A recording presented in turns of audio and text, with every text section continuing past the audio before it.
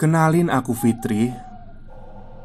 Saat ini aku berusia 28 tahun. Aku mau sedikit bercerita tentang kejadian yang terjadi beberapa bulan yang lalu. Latar belakangku adalah seorang lawyer asli Bandung dan bekerja pada kantor hukum yang ada di Kabupaten Purwakarta. Aku tidak mendiskreditkan diriku sebagai seorang indigo ya. Tapi setidaknya aku bisa merasakan kehadiran mereka dengan energi, bau, ataupun suara. Dan jika energi mereka itu kuat, mereka bisa memberitahu wujudnya padaku. Dunia goib bukanlah hal yang asing di keluargaku. Tuntutan pekerjaan mengharuskanku menangani perkara orang-orang yang membutuhkan advice hukum. Saat itu, aku diajak oleh salah satu rekan sejawat yang lebih senior dariku. Ya, sebut saja namanya Kak Novi. Beliau mengajakku ke rumah calon klien. Sebut saja namanya Ibu Tina, yang tempatnya tidak jauh dari kantor kami. Sore itu, aku ingat, hari Kamis, sekitar pukul 5 sore. Sampailah kami di rumahnya. Ibu Tina dan suaminya ini sangat ramah. Terlihat dari cara bicaranya yang sopan saat kami bertamu. Mereka memerlukan bantuan untuk mengajukan upaya reschedule di salah satu bank terkenal. Baru beberapa menit aku duduk di sofa rumahnya, aku merasakan ada yang aneh. Ada apa nih? Aku sempat bertanya begitu dalam hati. Tapi ku coba menganggapnya sebagai angin lalu saja. Kami pun pulang dan beberapa hari kemudian kami kembali mendatangi Ibu Tina untuk menyiapkan berkas yang diperlukan. Di sela-sela perbincangan tentang perkara yang harus kami bahas, suami Ibu Tina menceritakan bahwa usahanya ini sedang berjalan lancar, tapi tiba-tiba jatuh sejatuh-jatuhnya. Ketiga anaknya diberhentikan dari pekerjaannya dengan alasan yang tidak masuk akal. Belum lagi Ibu Tina dan suaminya ini diganggu oleh jin. Gangguannya itu bermacam-macam. Mulai tasbih melayang, suara orang mandi, tapi ketika dilihat gak ada orang. Juga pintu yang dibanting dengan sangat keras tanpa ada angin atau orang yang melakukannya. Dari cerita mereka dapat kusimpulkan bahwa rumah mereka ini penuh dengan tanda kutip makhluk suruhan. Suruhan dari orang yang tidak suka dengan kejayaan Ibu Tina dan suaminya ini. Aku kasihan dan prihatin atas kejadian yang menimpa mereka. Aku pun memberikan saran agar Ibu Tina membaca ayat-ayat Al-Quran sebagai pelindung diri yang pernah diajarkan Ustadz saat aku diruqyah dulu. Namun rupanya itu menjadi awal mula kemarahan mereka padaku. Adzan maghrib berkumandang. Aku dan Kak Novi bermisi untuk menunaikan sholat maghrib dulu. Ibu Tina dengan ramah mempersilahkan aku dan Kak Novi untuk berwudu dan sholat di kamar yang sudah disediakan. Aku dan Kak Novi pun menuju kamar mandi dan bergantian untuk wudhu di sana. Namun, aura kamar mandi seolah memberikan pertanda bahwa mereka itu ada di sana. Tapi aku tidak terlalu menghiraukan itu dan bergegas menuju ke sebuah kamar tidur berukuran 2 kali 3 meter. Aku pun menggunakan mukena yang telah disediakan dan memulai gerakan sholat. Suasana terasa makin aneh saat aku mulai beribadah. Terasa sekali ada yang mencekik leherku dari belakang. Sangat kuat hingga aku sempat sesak nafas dan tidak khusyuk. Aku pun mempercepat gerakan sholatku dan segera melepas mukena. Cekikan itu masih terasa. Seakan-akan ada sebuah tangan yang melingkari leherku saat itu. Aku bahkan bisa merasakan ada jari jemari di leherku, tapi tidak terlihat oleh mata. Aku mengatur nafas dengan sedikit panik. Aku segera keluar kamar itu dengan berkata pada Kak Novi, "Aku duluan ya, Kak." Aku langsung menuju ruang tamu. Di sana ada Ibu Tina. Tanpa basa-basi, aku tanyakan kepada beliau, "Di kamar tempat saya sholat itu ada siapa ya, Bu? Saya merasa sangat gak nyaman di situ. Ada perempuan ya?" Kemudian Ibu Tina bilang, "Beberapa hari yang lalu, anak kakak saya main di situ. Terus tiba-tiba teriak. Anak itu nangis. Katanya sih ada perempuan rambut panjang yang lehernya ngeluarin darah." Aku merasakan aura perempuan itu jahat. Dan ternyata Kak Novi pun merasakan juga kehadirannya. Akhirnya aku dan Kak Novi berpamitan pulang sekitar pukul 8 malam. Kami membawa motor masing-masing. Apakah udah selesai? Tentu tidak.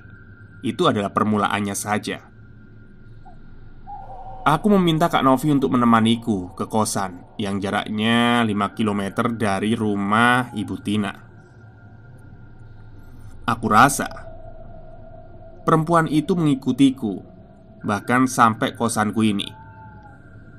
Kak Novi tak mungkin menemaniku di kosan, mengingat ia adalah ibu rumah tangga dengan satu anak yang tak mungkin ditinggalkan. Keterbatasan kondisi rumah Kak Novi pun juga tidak memungkinkan aku untuk menginap. Jalan satu-satunya adalah menginap di rumah Bu Sri, rekan sejawat yang telah aku anggap sebagai ibu angkatku sendiri. Setelah ku telepon, alhamdulillah beliau bersedia untuk meminjamkan kamar tamunya malam itu. Aku dan Kak Novi bergegas menuju rumah Bu Sri. Kak Novi dengan senang hati bersedia mengantarkanku. Ketika kami sedang mengendarai motor masing-masing, Kak Novi berteriak, "Perempuan itu ada di belakang kamu. Kayaknya dia marah." Aku hanya diam saja. Tiba-tiba ban motor Kak Novi meledak dan harus ditambal. Kak Novi minta maaf padaku dan menyuruhku untuk pergi duluan karena khawatir terlalu malam sampai di rumah Bu Sri. Saat itu menuju rumah Bu Sri, kami harus menempuh 7 km. Aku langsung tancap gas dan berdoa dalam hati. Namun, masih kurasakan perempuan itu tetap mengikutiku dari belakang. Akhirnya aku sampai di rumah Bu Sri. Beliau mempersilahkanku untuk masuk. Namun, Bu Sri menatap mataku dengan penuh tanya tanpa bicara panjang lebar. Ibu Sri bilang, "Kak Nev, Ibu tinggal tidur ya. Soalnya mata Ibu udah gak kuat." "Oh, baik Bu. Saya juga kayaknya langsung tidur saja," kataku. Aku masuk ke kamar tamu. Di kamar tamu itu ada kamar mandi khusus tamu. Aku menuju kamar mandi untuk ganti baju dan berwudu. Saat ku buka kamar mandi, aku melihat banyak bunga, daun bertaburan, dan juga segulung rambut yang rontok. Sejak kapan Ibu Sri mandi kembang? Pikirku waktu itu. Oh ya, Ibu Sri juga seorang indigo sejak kecil. Bahkan hingga kini kemampuannya dalam melihat mereka itu terbilang sangat baik. Setelah ganti baju dan sholat, aku siap-siap tidur. Namun, suamiku menelpon video call. Sama seperti Ibu Sri, suamiku keheranan melihat wajahku. Dia bertanya, "Itu kenapa matamu hitam?" "Ah, masa?" jawabku nggak percaya. Lalu aku membalikkan tampilan layar video agar wajahku menjadi bagian yang lebih besar lah di layar handphone. Dan memang benar, ini pertama kalinya dalam hidupku aku takut melihat wajahku sendiri. Jadi kantung mataku itu sangat hitam. Bukan hanya kantung mata, bahkan atas kelopak mata juga hitam. Aku tidak melihatku sebagai diriku sendiri waktu itu.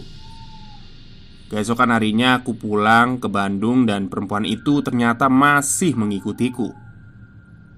Sampai di rumah aku merasa pundakku sangat berat dan sakit, hingga aku minta tolong kepada ayahku untuk memijat pundakku sambil dibacakan doa.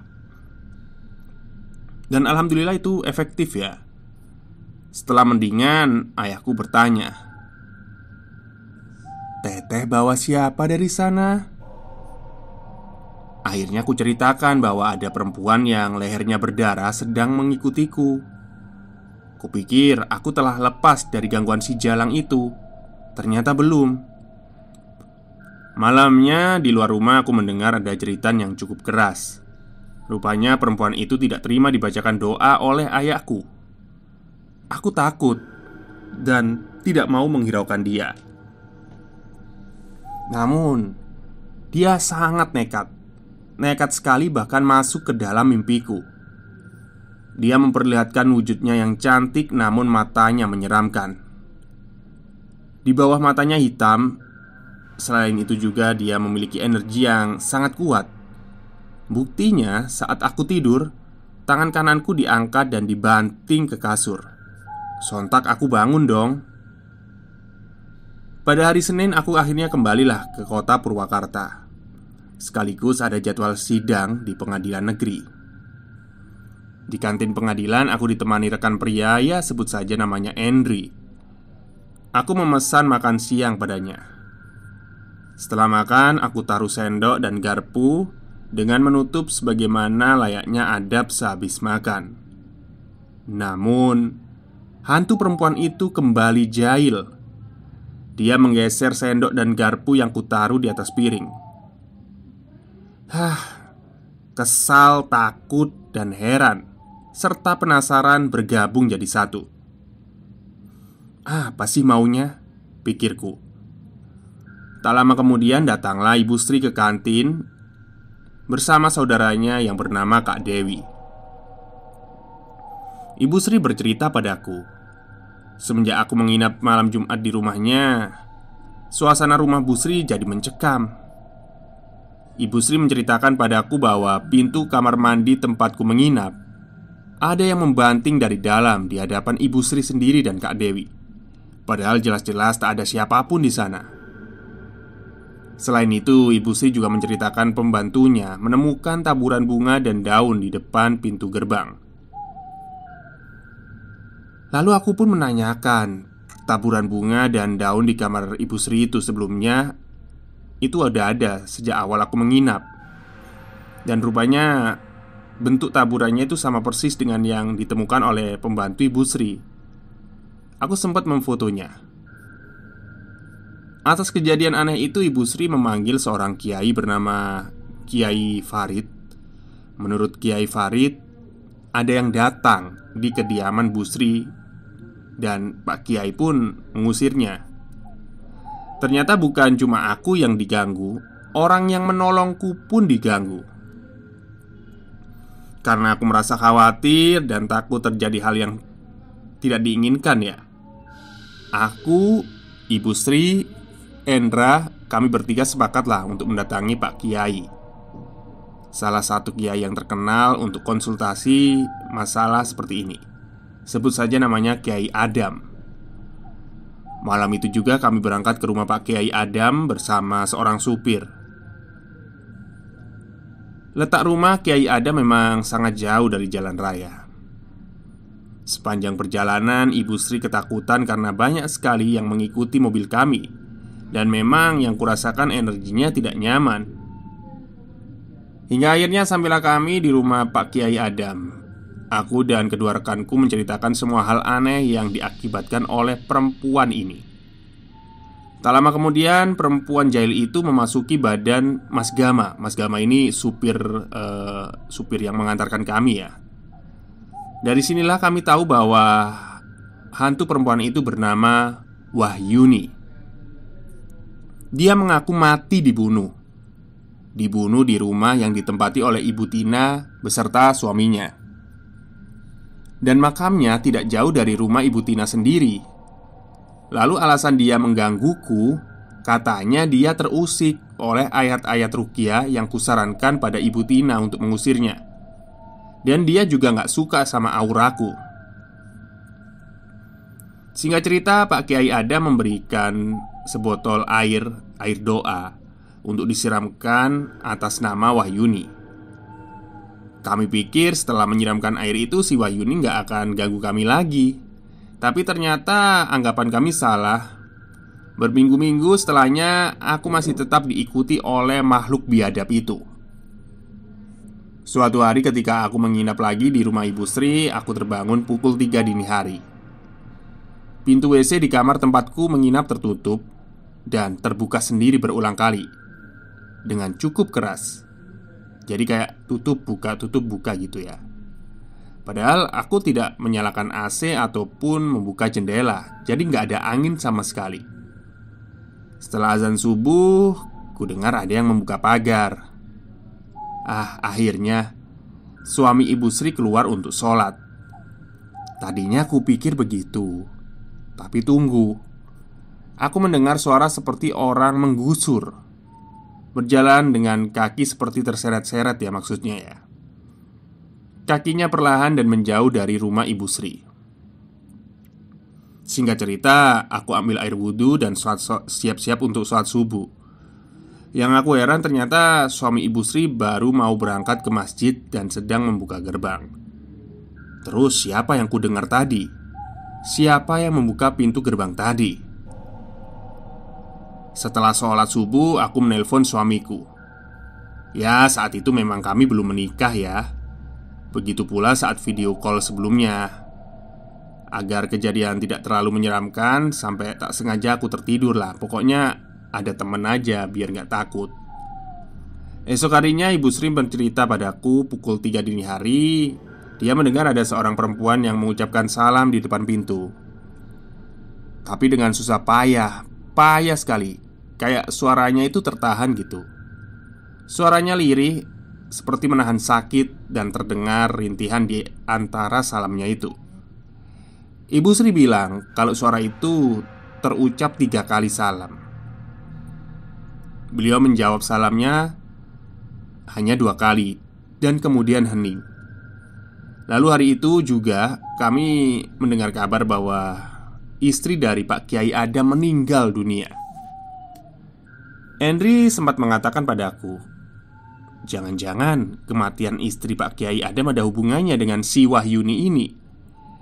Ya aku hanya berucap, wallahu alam. Yang pasti semua sudah takdir dari Yang Maha Esa. Wahyuni masih terus mengikutiku, namun aku perlahan mulai terbiasa dengan jeritan-jeritan dari si Wahyuni ini. Sampai pernah punggungku dicakar. Cakarannya itu memanjang dari bahu hingga pinggang. Aku memang memelihara kucing, tapi pada hari cakaran itu muncul, aku sedang menemani mama untuk berobat di rumah sakit dan tidak berinteraksi sama sekali dengan kucing. Aku juga sempat membandingkan cakaran kucing di tanganku dengan cakaran yang berada di punggungku. Keduanya berbeda jauh, baik dari segi bentuk maupun lebarnya. Bahkan mama pun tahu cakaran di punggungku ini lebih lebar. Dan aku yakin ini ulah dari si Wahyuni Jalang itu. Kami kembali melakukan upaya lain. Ibu Sri dan Henry membawaku ke Ustadz Zamzam. Beliau membawanya ke rumahku. Doa-doa telah dipanjatkan namun hasilnya tetap nihil. Aku baru teringat tentang Ibu Tina. Akhirnya aku telepon Ibu Tina dan kuceritakan semuanya. Akhirnya Bu Tina meminta bantuan seorang ustadz. Setelah melakukan mediasi, ternyata si Wahyuni ini menceritakan bahwa ia mati terbunuh. Ia tetap saja berbohong. Padahal Ibu Tina ini sudah menanyakan kepada tetangga-tetangga terdekatnya tentang sejarah rumah yang ia tempati. Dan tidak pernah terdengar kabar pembunuhan serta tidak ada makam di sekitar wilayah Ibu Tina. Usut punya usut, rupanya si Wahyudi ini memang bukanlah arwah yang meninggal karena dibunuh, tapi jin perempuan yang diperintahkan oleh pesaing usaha Ibu Tina untuk mengganggu keluarga Ibu Tina. Ya, energinya memang kuat. Dia diurus oleh orang untuk berbuat jahat. Dan alhamdulillah setelah didoakan oleh ustadz di rumah Ibu Tina, dia berhenti menggangguku. Walaupun sebelumnya Wahyuni ini sempat merasuki badan Ibu Tina dan meminta sebuah apel merah. Ustadz telah berhasil mengusir Wahyuni untuk pergi sejauh-jauhnya dari kehidupanku dan Ibu Tina hingga kini. Ya, demikianlah salah satu pengalamanku diikuti sosok kiriman bernama Wahyuni ini. Mungkin aku bukan target utamanya ya, namun keterlibatanku pada kasus Ibu Tina dan auraku yang membuat sosok ini justru menggangguku. Semoga kita senantiasa dalam lindungannya dan terhindar dari segala macam mara bahaya yang dilakukan makhluk ciptaannya. Sekian, tamat. Baik. Oh, jadinya ini kiai-kiai sebelumnya, ustadz-ustadz sebelumnya itu kena prank ya ternyata. Kena prank setan satu ini. Jadi kan sebelumnya dia mengatakan bahwa dibunuh terus dikubur di sekitar rumah itu. Tapi ternyata Ibu Tina penasaran dan akhirnya kayak tanya-tanyalah sejarah tentang rumah itu. Ternyata nggak pernah ada pembunuhan dan nggak ada makam di sekitar rumah Ibu Tina. Jadi memang murni jin ini bohong. Dan jin ini memang jin kiriman gitu. Ya, kiai aja bisa dibohongi sama jin, apalagi kita ya. Waduh, bahaya.